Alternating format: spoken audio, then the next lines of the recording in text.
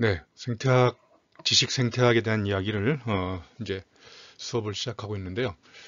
아마 제가 쓴 책이기도 하지만 또 대학원생 제자들하고 같이 쓴 책이긴 하지만 일반인들 또 평범한 지식 생태학에 대한 기본 지식이 없는 사람들이 읽기에는 좀 어려울 수도 있다 이런 생각이 듭니다. 그래서 처음 만나는 다양한 개념들이라든지 이런 것들을 한번 이해하기 쉽도록 제가 보완 설명을 드리려고 동영상 강의를 마련해 봤습니다. 그래서 제목은 생태학적인 문제의식과 패러다임의 전환. 그래서 한 학기 내내 끊임없이 나오는 단어 중에 하나가 바로 이 존재론, 개체론에서 관계론 또는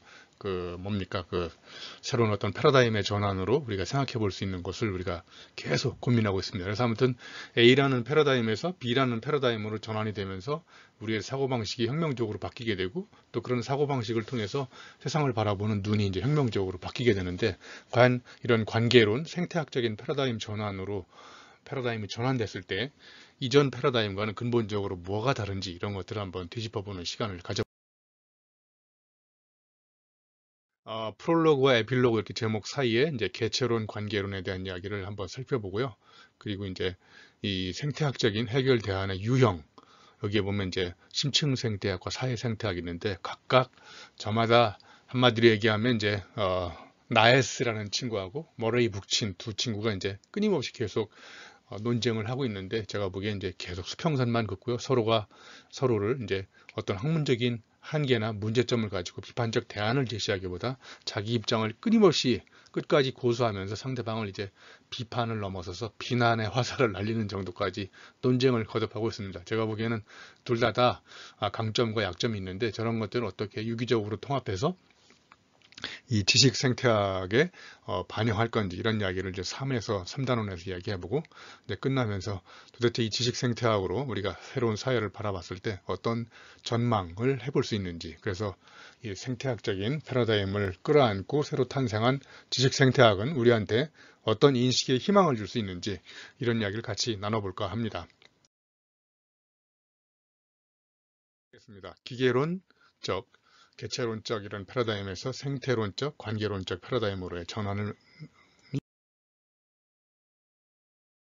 여기 신호목 교수님의 그 서화집 중에 이런 말이 있습니다. 자동차로 빠르게 지나가는 사람에게 1m의 코스모스 길은 한 개의 점에 불과합니다. 그러나 천천히 걸어가는 사람에게는 이 가을은 남김없이 담을 수 있는 아름다운 꽃길이 됩니다. 이제 이 이야기는 통해서 제가 뭘 말씀드리려고 하냐면 자연에는 효율과 속도, 능률 보험이 통하지 않는데 오로지 인간만이 효율과 속도를 만들어 가지고 기계적으로 움직이고 있다는 거예요. 그래서 이 가을에 핀 코스모스 길을 정말 자연 그대로의 아름다움을 감상하려면 속도를 스피드를 줄이고 이제 스탑 아니면 두 번째 슬로우 멈춰서서 천천히 우리 주변에 있는 엄청난 자연 아름다움을 감상하지 않는 이상 우리는 기계론적 패러다임으로 기계가 시키는 대로 기계적으로 움직여 가지고 속도나 효율을 높이면 높일수록 결론적으로 얘기해서 사람은 점점 불행해지는 삶을 살 수 있다 이런 이야기입니다. 생태학적인 문제의식을 제가 책에 나와 있는 것들이 간단하게 한 장의 도표로 정리를 하면 이런 겁니다. 결국 이제 생태학적인 문제의식의 기본적인 그 문제를 제공해 줬던 가장 중심의 화두에는 인간 중심주의라는 거예요. 그래서 인간이 자연 모든 삼라만상에서 가장 우월한 권력을 갖고 있고 그래서 그런 인간의 중심이기 때문에 자연은 지배당할 수밖에 없다. 그래서 자연의 지배와 통제 이런 것들을 정당화시키는 어떤 근본적인 사상으로 인간 중심주의가 들어있는 거예요. 그래서 인간은 자연에 있는 모든 생명체보다 훨씬 더 지능도 탁월하고 우월하고 그래서 인간을 중심, 자연을 어떤 수단적 가치로 이렇게 내버려 둔 거죠. 그래서 이거는 너무 무지한 소치인 것이고 무리한 발상이다. 그래서 제가 무지와 무리를 이렇게 정리를 해봤어요. 두 번째도 이제 첫 번째 연장선상에서 이 자연을 환경으로 바꿔버리는 거예요. 그래서 이제 자연을 환경으로 바꾸면 환경은 인간에 의해서 이제 개발해야 될 수단적 도구로 전락하거든요. 그래서 이제 이때 자연은 다시 한번 이제 환경으로 전락을 하면서 이제 환경을 무한 개발하고 그 개발의 역기능으로 이제 환경 오염이 일어나고 그래서 우리가 겪고 있는 이 코로나 바이러스도 결국은 자연 환경에서 자라는 생명체들을 우리가 그 환경을 파괴하니까 파괴한 환경, 삶의 터전을 잃어버리는 동물들이 우리들한테 바이러스를 숙주로 전파시킨 거잖아요. 결국은 이런 것도 우리가 환경을 수단적 가치로 전락시킨 다음에 그걸 활용하고 남용한 결과 우리가 받는 부메랑의 역기능이라고 생각해요. 그래서 저는 이걸 또 무시, 이렇게 또 인간이 갖고 있는 무력, 이런 걸로 엄청나게 자연을 지배하려고 했기 때문에 인간이 거꾸로 무력해지고 있는 이런 현상이 아닐까. 그 다음에 이제 세 번째는요.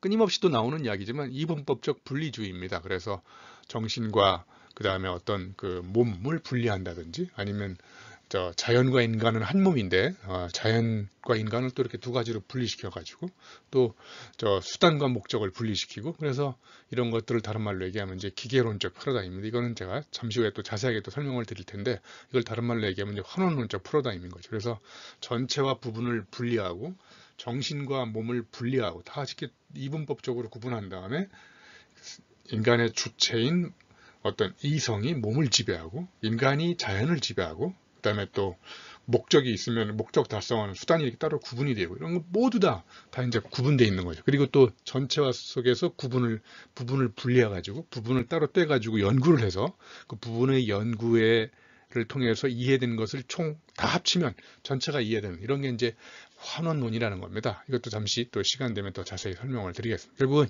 이걸 이제 한마디로 얘기하면 인간의 무능함과 무식함을 드러내는 그런 소치가 아닐까.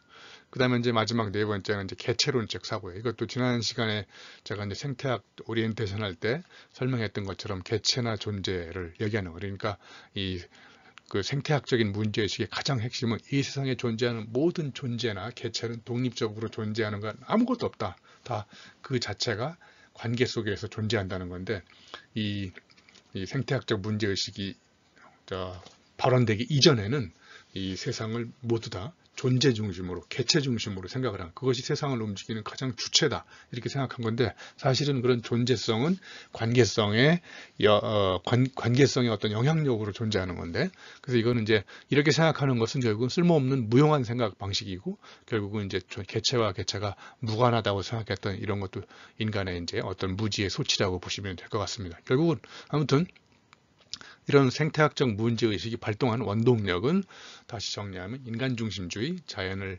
환경으로 수단적 가치로 바라봤던 것, 그 다음에 이제 자연과 인간을 또는 수단과 목적을 또 몸과 마음을 구분하는 이런 이분법적인 뉴턴이나 데카르트적인 기계론적 패러다임인 것이고요. 그리고 이제 세상 모든 걸 전부 다 개체 중심으로 존재 중심으로 바라보다 보니까 독립적 개체들의 투쟁이 일어나고 그런 개체들을 이제 무한 개발한 이런 것들의 역기능으로 우리가 겪고 있는 이제 환경의 위기가 왔다 이렇게 보시면 될 것 같습니다.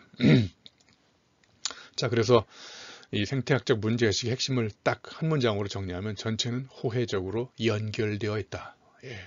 모두 다 연결되어 있기 때문에 연결된 존재 하나에 문제가 생기면 그 존재와 연결되어 있는 또 다른 존재에도 문제가 파급돼서 확산되는 거죠. 또 하나는 이제 관계입니다. 모든 존재는 다 상호 의존적인 관계다. 그래서 연결과 관계라는 키워드를 한 학기 내내 끊임없이 한번 생각해 보시기 그래서 여기까지만 보고요. 여러분 시간 되시면 동과 서라는 EBS 다큐 프라임 다시 보기에 들어가시면 아마 좋은 영감을 많이 받으실 거예요. 여기 보셨다시피 서양은 나를 강조하지만 동양은 우리 개체보다는 관계를 강조하거든요. 그래서 우리가 한국에서는 어떤 위급한 상황에 처했을 때 사람 살려라고 그러잖아요. 나를 살리라고 그러지 않고. 근데 미국은 help me, 나를 도와달라고 얘기하잖아요. help me. 그리고 우리가 결혼한 사람들 집사람 얘기할 때 우리 집사람이라고 그러잖아요. 우리 집사람. 근데 서양에서 our wife 이렇게 번역되는 걸 미국 사람들이 알아들으면 정말 기절초풍할 것 같아요. 어떻게 집사람을 와이프, 우리의 와이프라고 이렇게 공유하는 와이프로 생각하잖아요. 그러니까 우리는 언어 자체가 이미 집단과 공동체와 관계성을 강조하지만 서양 사람들은 이제 기본적으로 아이를 강조하는 거죠. 여기 제가 그래서 서양의 개체론, 동양의 관계론, 서양의 기계론적 패러다임, 동양의 생태론적 패러다임. 그러니까 원류 자체가 이 생태학은 동양의 인연설, 관계성에서 나온 거예요. 그래서 기본적으로 사물을 먼저 배우는 서양 아이들은 우리는 관계를 먼저 배우는 동양 아이들. 그래서 행위자 중심의 언어가 굉장히 많아요. 서양 언어는. 근데 우리는 맥락 의존적인 동양어 그 언어들이 많잖아요. 여러분 과일 가게에 가서 과일 서너 개 달라고 그러면 서너 개 달라고 그러면 미국 사람들은 굉장히 깜짝 놀라거든요. 당신이 원하는 게 예를 들면 애플 3, 5와 4 please 그러면 3개 또는 4개 달라고 그러면 미국 사람들은 이제 바로 물어보죠. How many do you want? 당신이 원하는 게 몇 개냐 이렇게 딱 물어보죠. 우리는 그냥 주잖아요. 3개인지 4개인지 서너 개 주세요. 뭐 이렇게 애매성, 모호성, 관계성, 맥락성 속에서 그리고 황산벌이라는 영화에 보시면 거시기라는 영화 굉장히 많이 나오지 않잖아요. 야, 우리 거시기한데 거시기 가서 거시기 뭐가 되겠냐? 그러면 첫 번째 거시기, 두 번째 거시기, 세 번째 거시기가 뭐를 의미하는지 정확히 소통되는 나라가 바로 우리나라거든요. 이게 바로 맥락 의존적인 언어거든요. 예? 그래서 이런 것들을 한국 문화가 갖고 있는 독특한 관계론에 저는 부산물이 이런 개체론과 관계론을 여러분들이 지금 배우고 있는 예를 들면 HRD의 Human Resource Development 여기서 H는 Human이고 Resource 그다음에 D Develop 그다음에 이거를 Human Relationship Develop 이렇게 해석하는 거하고는 근본적 차이가 있거든요. 저는 이 인간을 인적 자원으로 취급하는 게 바로 개체론적 발상인 거고요. 오른쪽에 왼쪽에 저는 이제 인적 자원은 어떻게 바꿔야 되냐면 인적 관계, 인간 관계로 바꿔야 된다고 생각해요. 왜냐하면 이 관계 속에 있는 관계가 휴먼을 바꾸기 때문에 리소스를 인간을 휴먼으로 취급하는 리소스로 취급하는 것은 저는 굉장히 그 잘못된 발상이라고 생각해요. 어떻게 사람이 천연자원과 비교될 수 있는 인적 자원입니까? 자원으로 일단 개념화시키면 그 자원을 개발하고 활용하고 그다음에 사용 가치가 다 없어져 버리면 이제 구조조정해서 인적 자원을 정리해버릴 이런 발상들이 저 휴먼 리소스라는 것에 숨어 있는 거예요. 그런데 휴먼 릴레이션십 이렇게 관계론으로 바라보면 인간은 인간관계의 산물이기 때문에 인간의 어떤 퍼포먼스나 어떤 성과나 어떤 탁월성을 향상시키려면 인간관계를 바꿔주는 쪽으로 노력을 하지 사람을 데려다가 집중적으로 교육시키지 않는 거예요. 그래서 성과를 극대화시키는 휴먼 리소스와 행복한 삶을 어떤 극대화시키는 휴먼 릴레이션십 사이에는 엄청난 그런 개념의 차이가 있다고 생각해요. 그래서 저는 HRD를 휴먼 릴레이션십 디벨롭먼트로 해석하는 사람입니다. 자, 그래서 여기 휴먼 릴레이션십 디벨롭에서 이 릴레이션십을 우리가 어떻게 개발하는지라는 문제와 휴먼 리소스, 즉 인적 자원을 어떻게 개발하는지 문제는 엄청난 차이가 있는 겁니다. 왜냐하면 리소스를 개발하는 것은 인간을 독립적인 개체, 실체로 놓고 그 개체의 능력 향상은 곧 집단과 공동체의 능력 향상과 직결된다는 이런 환원론적 발상이 그 자리에 숨어 있는 거거든요. 근데 저는 그런 인간이 아니라 제가 오늘 이렇게 된 거는 제가 열심히 노력해서 이렇게 된 것도 있지만 사실은 제가 만난 인간관계가 저를 이렇게 만드는 거거든요. 제가 성격이 더러워진 이유는 인간이 더러운 인간을 만났기 때문에 이렇게 된 거라고 생각해요. 잠시 쉬어가는 코너에서 제가 주기적으로 이렇게 시를 한번 이렇게 보여드리려고 하는데 정일근 선생님이 쓴 시예요. 제가 한번 읽어드릴게요. 풀 한 폭이 밟기 두려울 때가 온다. 살아있는 것의 목숨 하나가 소중해지고 어제 무심히 꺾었던 꽃의 아픔 오늘 몸이 먼저 안다.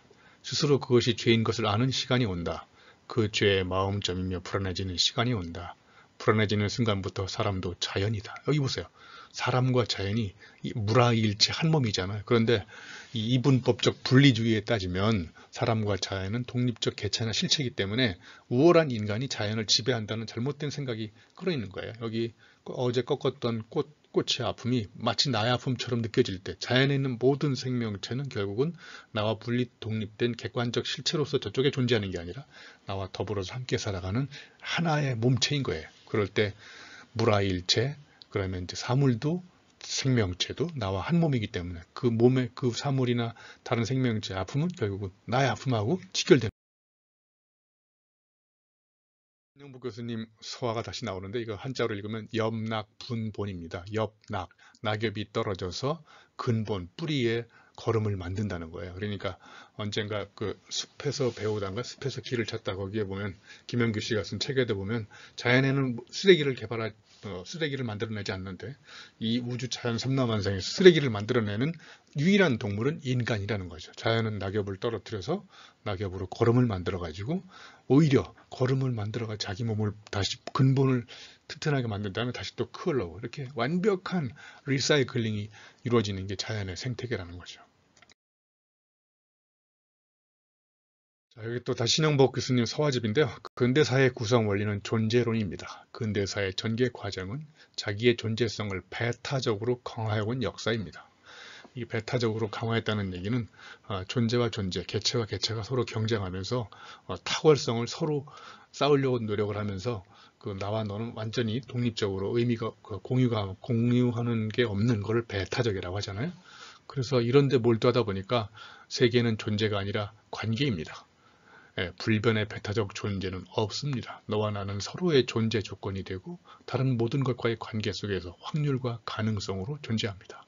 관계론이 세계의 참된 구성 원리입니다. 아무튼 근본과 핵심을 찌르는 이런 촌철살인의 통찰력을 저는 신용목 교수님한테 정말 많이 배운 것 같아요. 그래서 여기에 가장 핵심은 세계는 존재가 아니라 관계다. 그리고 너와 나는 서로의 존재 조건이 되고 다른 모든 것과의 관계 속에서 확률과 가능성으로 존재한다는 거예요. 그래서 나는 너의 존재 조건이 있고 너는 나의 존재 조건이고 그러니까 내가 없이는 너의 존재 조건이 성립되지 않기 때문에 너라는 객체 존재는 나와 무관하게 거기 독립적으로 존재할 수 없다라는 거죠.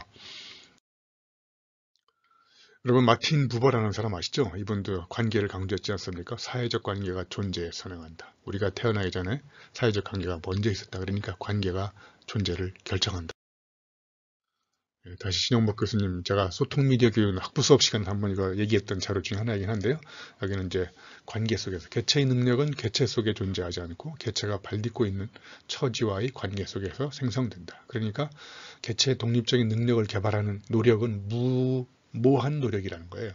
그래서 개체의 능력을 개발하려면 개체가 발휘되고 있는 처지와의 관계의 질을 개선시킬 때 관계의 질이 개선됨과 동시에 관계와 서로 얽매여 있는 서로의 조건이 되고 있는 개체 존재도 능력이 향상.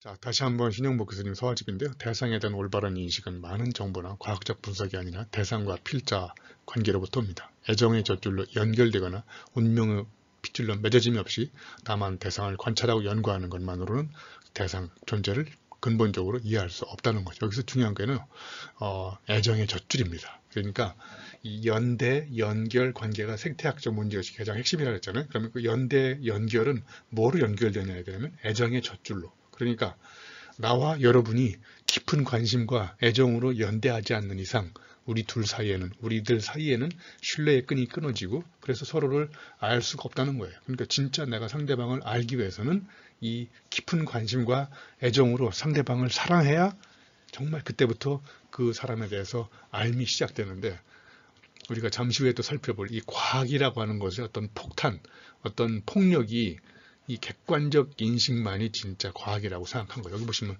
과학적 분석이잖아요. 그런데 진짜 과학은 애정의 젖줄로 연결된 것. 그러니까 애정이 개입될수록 우리가 생각하는 합리적이고 과학적인 이런 논리들은 애정의 젖줄이 결국은 과학적 알매 방해 요인이 된다는 거예요. 그래서 우리가 그걸 끊어버려야 된다. 이런 건데 사실은 이제 그게 끊어지는 순간 이제 알문 관계는 일하는 사람들은 집을 그릴 때 추주들부터 그립니다. 집을 짓는 순서와 집을 그리는 순서가 같습니다. 자, 이게 무슨 이야기냐면요. 인식과 실천의 분리가 일어난 거예요. 그러니까 여러분도 살고 싶은 집을 그려보라 그러면 아마 대부분 지금부터 집을 그리실 텐데 여러분 건설 현장에 가보시면 지금부터 집을 짓는 회사 보셨나요?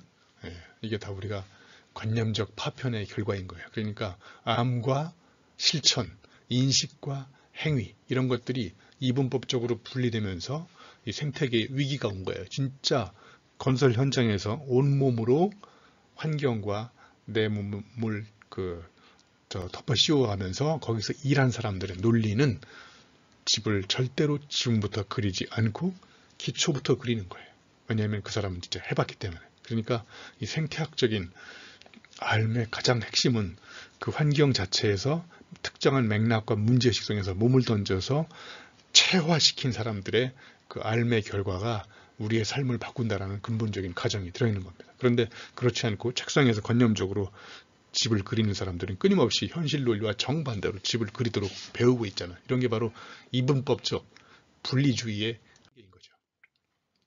자, 여기 보시면 인간이 가져야 될 눈이 4개가 있어요. 육안, 뇌안, 심안, 영안이 있는데 자, 이제 예를 들면 여러분이 햄버거를 보면 침이 나오는 건 유관이 있기 때문에 여기 앞에 눈이 두 개가 붙어 있잖아요. 육체적으로, 물리적으로. 자, 이런 게 이제 유관인 거고요.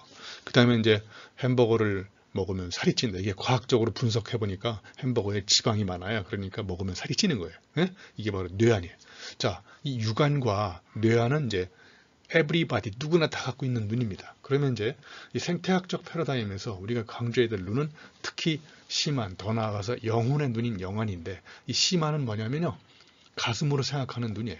햄버거를 먹으면 여기 이제 안 보이지만 오른쪽 하단에 햄버거를 먹으면 소의 아픔이 연상된다는 게 심한이에요. 그러니까 소와 나는 물화일체예요. 소와 나는 한 몸인 거예요.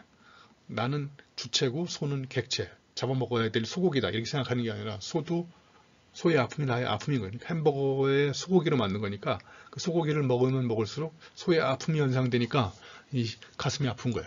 그래서 이런 심한은 시인의 눈인 거예요. 자, 그럼 영혼의 눈은 뭐냐? 햄버거를 먹을수록 지구온난화가 가속화된다. 이게 바로 햄버거 커넥션이라는 거예요. 여러분, 우리가 햄버거를 먹는데 왜 햄버거가 지구온난화를 가속화시킬까요?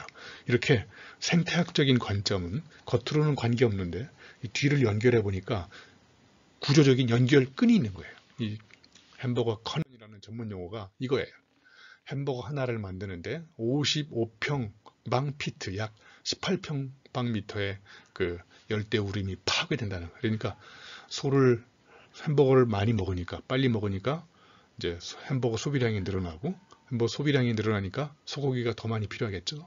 더 빨리. 그러니까 소를 기존의 양육 방식으로 길러서는 안 되니까 아프리카 삼림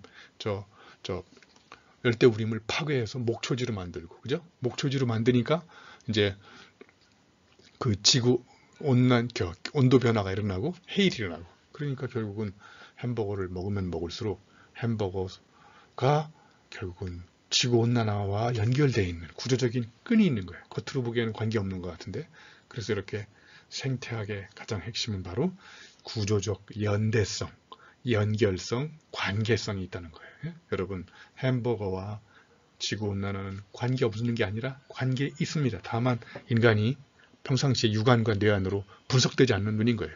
이거를 바라보는 것이 바로 저는 햄버거 커넥션이라고 생각해요. 자, 이제 그 생태학적 연대성, 그 구조적인 관계성이 얼마나 중요한지 신용복 교수님이 그 교도소에서 제가 신용복 교수님을 굉장히 많이 인용을 하잖아요. 정말 저한테는 정신적 스승이에요. 이분이 저한테 가르쳐주는 가장 학문적인 사상적 충격이 뭐냐? 관계론입니다. 그때부터 제가 관계성을 가지고 HRD도 휴먼 리소스가 아니라 휴먼 릴레이션십을 해석한 거고, 신용복 교수님이 쓰신 처음처럼 감옥으로부터의 사색, 담론, 강의 정말 몇 수십 번씩 읽고 있거든요. 여러분도 한번 읽어보시면 그것이, 저는 감옥으로부터의 사색이라는 책이 오히려 어떤 그 신용복 교수님이 교도 생활하면서 성찰했던 노트 일기이기도 하지만 그걸 학습 심리학으로 개선해서 읽어보면요, 거기 학습에 놀라운 통찰력들이 다 숨어 들어있어요. 자, 여러분, 우리 신용복 교수님이 이제 교도소에서 건빵을 드시는데, 건빵을 그 3개를 넣고 이렇게 침으로 돌려서 먹으면 옆 사람 소리 안 들리게 먹을 수 있다는 연구 결과를 발표하셨어요. 그래서 이번에는 이제 건빵이 너무 배가 고파서 너무 많이 먹고 싶어서 이번에는 3개보다는 평상시에 양을 능가하는 4개를 넣고 이제 입 안에 넣고 침으로 돌리다가 이 침에 한계가 와가지고 옆에 사람한테 걸렸어요. 야, 너 어제 건빵이 7개 먹었지? 이렇게. 그런데 이제 건빵을 드시다가 목이 말라가지고 저 화장실 갔다 오다가, 화장실 가서 이제 물을 드시고 오시다가 그 5만 가지 잡생각을 하면서 잠을 안 자는 건빵 옆 사람 먹는 개수를 세는 사람, 이 발을 밟은 거예요. 예? 그랬더니 이제 대판 싸움이 일어났습니다. 건빵도 혼자 먹고, 그죠? 나눠 먹지도 않고, 그 다음에 또 뭡니까? 그 발을 밟았으니까 이제 대판 싸움이 일어난 거예요. 자, 이걸 제가 왜 소개시켜 드렸냐면, 자, 여러분, 자, 건빵을